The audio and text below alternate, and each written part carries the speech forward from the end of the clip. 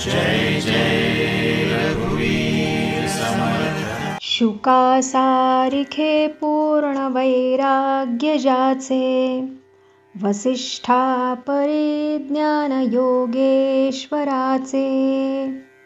कवी वाल्मिका सारिखा मान्य ऐसा, नमस्कार माझा सद्गुरु रामदासा। रामाय रामभद्राय रामचंद्राय वेधसे, रघुनाथाय नाथाय सीतायाः पतये नमः। नमस्कार रसिक श्रोते हो, तुम्हा सर्वांच्या हृदयस्थ आत्मारामाला मनापासून प्रणाम करते, वंदन करते। आज मनोबोध या मालिकेमध्ये मनाचे श्लोक क्रमांक 41 ते 45 यावर आपण निरूपण ऐकणार आहोत। समर्थ या श्लोकामध्ये असं सांगतात की मनामध्ये कोणाला स्थान द्यावं। बहु हिंडता सौख्य होणार नाही, शिणावे परी नातुडे हित काही। विचारे बरे अंतरे बोध विजे, मना सज्जना राघवी वस्ती कीजे। मन हे इतकं चंचल आहे की सतत कल्पना करत असतं आणि त्या उनाड कल्पनांच्या पाठीमागे धावत असतं। या मनाला एका गोष्टीत सुख वाटतं, पण पुन्हा त्याच गोष्टीचा कंटाळा येतो आणि आणखी सुखासाठी मन दुसरी वस्तू शोधत असतं। असा सुखाचा खेळ चाललेला असतो। प्रापंचिक गोष्टीसाठी सतत मनाची धडपड सुरू असते, पण तरीही शाश्वत सुख मिळत नाही। म्हणून समर्थ मनाला सांगतात की अरे मना, सारासार विचार कर बरं, आणि या प्रापंचिक सुखाच्या मोहापायी रामाला विसरू नकोस। कारण मानवी जीवनाचं कल्याण करणारा एकच परमात्मा परमेश्वर आहे। मग तो पांडुरंग असेल, श्रीकृष्ण असेल, प्रभू श्री रामचंद्र असेल, किंवा आणखी कोणत्या तरी रूपामध्ये तो भगवंत असेल। बहुतांपरी हेची आता धरावे, रघुनायका आपुलेसे करावे। दीनानाथ हे तोडरी ब्रीद गाजे, मना सज्जना राघवी वस्ती कीजे। समर्थ मनाला म्हणजेच आपल्याला समजावतात की समृद्ध आणि शांततामय जीवनासाठी मी तुम्हाला काय करावं आणि काय करू नये हे सांगितलेलं आहे। थोडक्यात काय, समर्थ रामदासांनी आचारसंहिता घालून दिलेली आहे। हा एवढा विचारांचा पसारा हा आपल्यासाठी मांडलेला आहे, पण एकच सांगणं आहे की या रघुनायकाला म्हणजेच प्रभू रामाला तुम्ही चित्तामध्ये स्थान द्या। रघुकुलाचा नेता असणारा प्रभू श्रीरामचंद्र समर्थ आपल्यासमोर उभा करतात। तत्कालीन सामाजिक स्थिती आणि आक्रमणाचा विचार करता सिंहासनावर बसलेला राजा श्रीराम समर्थांना अभिप्रेत नाही। पराक्रमी, लढवय्या आणि लोकांना संघटित करणारा नेता राम समर्थांना अभिप्रेत आहे। ज्या रामाने रघुकुलाची कीर्ती पराक्रमाने वृद्धिंगत केली, त्या रामासारखे कर्तृत्व प्रजेने दाखवावं यासाठी इथे समर्थांनी रघुनायका हा शब्द मुद्दाम वापरलेला आहे। इथे दीनानाथ हाही शब्द समर्थ वापरतात। दीन म्हणजे गरीब, अर्थात वंचित प्रजा। प्रभू रामांनी अन्यायग्रस्त बिभीषण, वानरसेना, सुग्रीव, हनुमान यांचं नेतृत्व केलं। शबरी, अहल्या यांना मोक्षाप्रत नेलं। दुष्ट रावणाला ठार केलं। खऱ्या अर्थानं दीनानाथांचा नाथ रघुकुलदीपक प्रभू श्रीराम आहेत। म्हणून त्यांचा हा सद्गुण सर्वत्र गाजतो। म्हणून अशा प्रभूच्या ठायी मनाला स्थिर करण्यास समर्थ सांगतात। मना सज्जना एक जीवी धरावे, जनी आपुले हित तुवा करावे।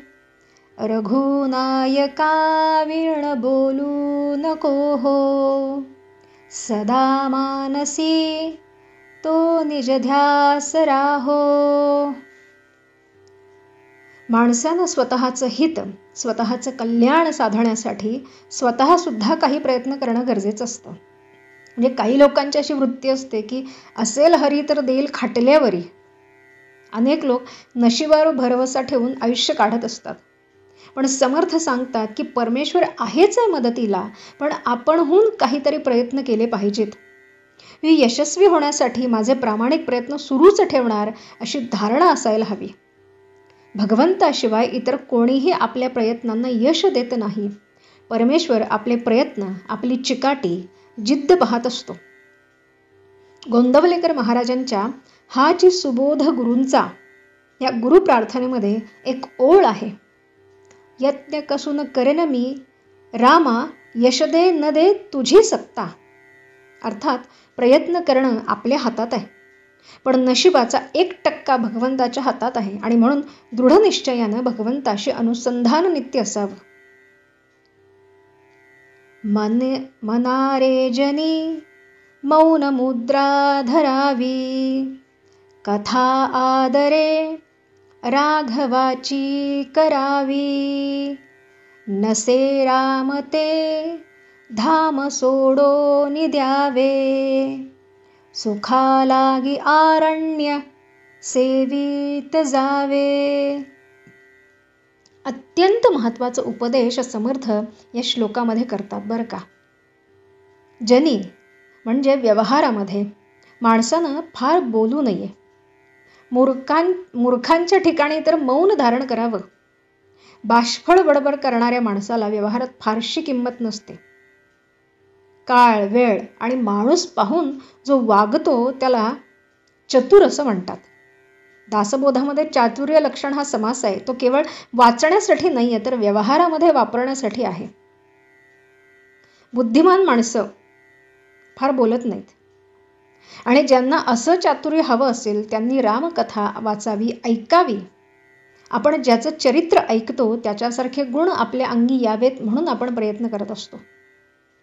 आता सचिन तेंडुलकर सारखं क्रिकेट खेळता यावं यासाठी तो कसा खेळतो हे बारकाईनं पाहावं लागतं. चेंडू वेगानं आल्यावर तो कसा मारतो, त्याची निरीक्षण शक्ती कशी आहे, या सगळ्याचा अभ्यास करावा लागतो. आणि त्यानंतर आपण काही प्रमाणातच सचिनसारखे क्रिकेट खेळायला लागतो. तद्वत रामकथा ऐकल्यावर, वाचल्यावर कुठे मौन धारण करायचं आणि ते कुठं सोडायचं हे समजतं.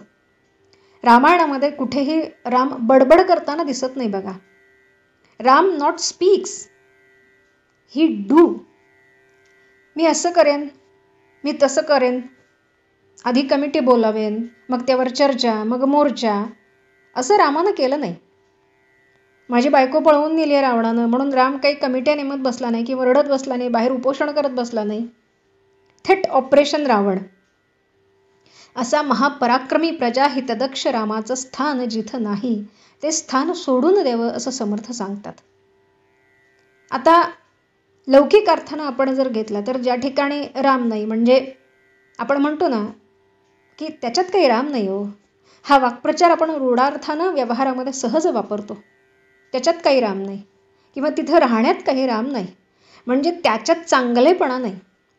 मग राम या शब्दाचा अर्थ काय आहे, तर राम म्हणजे शुभ, मंगल, सात्विक. तसंच राम म्हणजे शुभ गोष्टीत रमवणारा असा तो आहे, तो राम आहे. जिथं मन रमत नाही तिथं आपण फार काळ राहतो का? अजिबात नाही. आणि म्हणून जिथे आध्यात्मिक अधिष्ठान नाही आहे, भक्ती नाही, प्रेम नाही, अशा ठिकाणी राहण्यापेक्षा एकांतवासात राहावं असं समर्थ सांगतात. अरण्य सेवित जावे. अरण्य म्हणजे काय? जंगल. आता जंगलामध्ये आपण आत्ताच्या कलियुगामध्ये जर विचार केला तर अरण्य सेवित जावे म्हणजे आता जंगलामध्ये जाऊन राहायचं का? समर्थांनी असं सांगितलंय बरं का. असा उलट अर्थ अजिबात घेऊ नका. जंगलामध्ये काय असतं तर एकांतवास असतो. ज्याला एकांत हवा आहे किंवा ज्याला चांगलं काहीतरी कार्य करायचं आहे तो माणूस एकांतवासात राहतो. थोडक्यात काय तर आजच्या भाषेत सांगायचं झालं तर तो कॉन्सन्ट्रेट असतो. आणि तो कॉन्सन्ट्रेशनसाठी एकाग्रता साधण्यासाठी एकांतवास हा खूप महत्त्वाचा सांगितलेला आहे. एकांतामध्ये माणूस असतो त्यावेळेला तो खूप एकाग्र होतो आणि त्याला मार्गसुद्धा सापडतो. संत तुकाराम महाराज असं म्हणतात की येणे सुखे रुचे एकांताचा वास, नाही गुणदोष अंगा येत. एकांतात राहिल्यामुळं इतरांची उणीधुणी काढण्यात वेळ दवडण्यापेक्षा आपल्या ध्येयावरती लक्ष केंद्रित केलं, त्यासाठी वेळ दिला तर यशप्राप्ती नक्कीच होते. आणि म्हणून जर तुम्ही एकांतामध्ये राहायला तुम्हाला आवडत असेल, एकांतामध्ये तुम्ही पुस्तक वाचन करत असाल, काही ग्रंथ वाचन करत असाल, काही श्रवण करत असाल, तर ही गोष्ट खूप चांगली आहे. लोक असं खूप वेगळ्या अर्थाने सांगतात की एकलकोंडेपणा किंवा एकटं राहणं किंवा काय, तर असे जो लोक बोलत असतात आपल्याला, तर त्यांच्याकडे फारसं लक्ष न देता आपल्या ध्येयावरती लक्ष केंद्रित करावं आणि तरच आपल्याला मार्ग सापडतो आणि भगवंतसुद्धा आपल्याला सहाय्य करतो.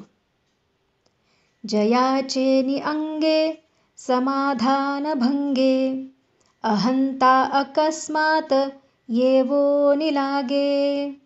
तया संगतीची जनी कोण गोडी, जिये संगतीने मती राम सोडी. काय सुरेख विचार आणि अत्यंत सुंदर आणि अत्यंत असा समर्पक उपदेश खरं तर समर्थ करतात. समर्थ संगतीचा प्रभाव या श्लोकामध्ये विशद करतात. व्यावहारिक जीवनामध्ये आपली संगत कोणाशी आहे याच्यावरती आपल्याला लोक ओळखतात. वाईट विचारांच्या माणसाच्या संगतीत वाईट कृत्य हातून घडत असतात आणि तसेच वाईट विचार आपल्या मनामध्ये यायला लागतात. या उलट चांगल्या विचारांच्या माणसांच्या संगतीमध्ये राहिल्यानं चांगली कृती घडते, वृत्ती सुधारते आणि लोक आपल्याला सन्मान देतात. ज्या संगतीने जीवनातील समाधान नाहीसं होतं, अहंकार मनाला चिकटतो, ज्याच्या संगतीने भगवंताची भक्ती सुटते, भगवंतापासून आपण दूर जातो, अशा संगतीचा काहीही उपयोग नाही. इथे समर्थ वाईट संगत कोणत्या प्रकारची असते हे सांगतात. माणसाला आधी वाईट गोष्टीची भीती घातली की तो आपोआप चांगल्या कृतीकडे वळतो. म्हणजे आपल्याला लहानपणी सांगितलेलं आहे की पाप केलं की नरकात जातो. ही भीती असल्याशिवाय पुण्यसंचयासाठी चांगल्या कृती माणसाकडनं घडत नाहीत. आणि म्हणूनच आपल्या हिंदू धर्मामध्ये पाप आणि पुण्य या दोन खूप महत्त्वाच्या संकल्पना सांगितलेल्या आहेत. नरक आणि स्वर्ग. आता स्वर्ग म्हणजे काय, तर सगळ्यांना माहिती आहे की चांगलं काम केलं की स्वर्गात जातो. म्हणजे स्वर्ग म्हणजे काय, तर आपण चांगलं कार्य केलं की आपली प्रगती होते, चांगले विचार आपल्या मनामध्ये येतात. आणि नरक म्हणजे काय, तर पाप केलं किंवा काही आपण म्हणतो की नीतिमार्गाचा अवलंब न करता काही आपण कार्य केलं तर त्याचे दुष्परिणाम आपल्याला भोगायला लागतात. एक अत्यंत सुंदर असं सुभाषित आहे संस्कृतमध्ये. सज्जन जन संसर्गात कोपी प्राप्यते गौरवम, पुष्पमाला प्रसंगेन सूत्रम शिरसी धार्यते. या सुभाषिताचा अर्थ असा आहे की सज्जनाच्या संपर्कात आलेल्या साध्या माणसाला सुद्धा गौरव प्राप्त होतो. आणि सुभाषितांमध्ये दृष्टांत दिलेला आहे तो गजऱ्याचा. म्हणजे बघा की मी नुसताच दोरा अडकवून केसामध्ये अडकवलाय आणि मी फिरायला लागले इकडून तिकडं, लोक काय म्हणतील, मला वेडी म्हणतील, काय मूर्ख बाई आहे, नुसतं दोरा अडकून फिरायला लागले. पण तोच दोरा मी मोगऱ्याच्या, सोनचाफ्याच्या किंवा कोणत्याही फुलांसोबत केसात गजरा म्हणून माळला तर माझ्या केसांचं सौंदर्य तर वाढेलच, पण शेजारून जाणाऱ्याला सुद्धा त्या सुगंधाचा लाभ होईल. सज्जनांची संगत अशी असते. आपण त्यांच्या संपर्कात आलो की आपल्याला सुद्धा नाही म्हटलं तरी मान मिळतोच. पण प्रारंभी समर्थांनी दुर्जनांच्या संगतीचा परिणाम विशद केलेला आहे. पसायदानामध्ये सुद्धा प्रारंभी ज्ञानेश्वर माऊलींनी खळांची व्यंकटी सांडो असं मागणं मागितलंय. दुर्जन हे सज्जनाची संख्या संगतीने कमी करतात. बघा, म्हणजे खूप चांगली लोक आहेत. आपण आपल्या लौकिक अर्थामध्ये एक उदाहरण आपण नेहमी देतो की एक आंब्याची अढी आहे आणि त्या आंब्याच्या अढीमध्ये एखादा नासलेला आंबा असेल तर तो इतर 4 आंबेसुद्धा नासवतो. तसं संगतीचं दुर्जनाची संगत सुद्धा तशीच असते की एखादी चांगली व्यक्ती असेल आणि त्याच्या संपर्कामध्ये आल्यानंतर किंवा ती चांगली व्यक्ती दुर्जनांच्या संपर्कामध्ये आल्यानंतर सुद्धा तिचं सात्विक गुण असेल किंवा जे चांगले गुण आहेत ते हळूहळू झाकोळले जातात आणि ती चांगली व्यक्तीसुद्धा त्यांच्यासारखीच वागायला लागते. आणि म्हणूनच दुर्जनांची संगत टाळा असं समर्थ सांगतात. म्हणून समर्थ प्रथम वाईट संगत आणि तिचा परिणाम कथन करतात. त्याचं कारण म्हणजे पहिल्यांदा काय वाईट आहे हे सांगितल्याशिवाय माणूस चांगलं कार्य करत नाही. म्हणून आपल्याकडे भीतीसुद्धा असावी, पण ती चांगल्या अर्थानं असावी की मी जर वाईट कृत्य केलं तर त्याचे दुष्परिणाम मला भोगायला लागतील. म्हणून त्या वृत्तीपासून, त्या कृतीपासून परावृत्त करण्यासाठी समर्थ वाईटाची संगत टाळा असं सांगत असतात. पुन्हा भेटूया मनोबोधच्या पुढच्या भागामध्ये आणखीन काही सुंदर सुंदर श्लोकांसहित. तोपर्यंत जय जय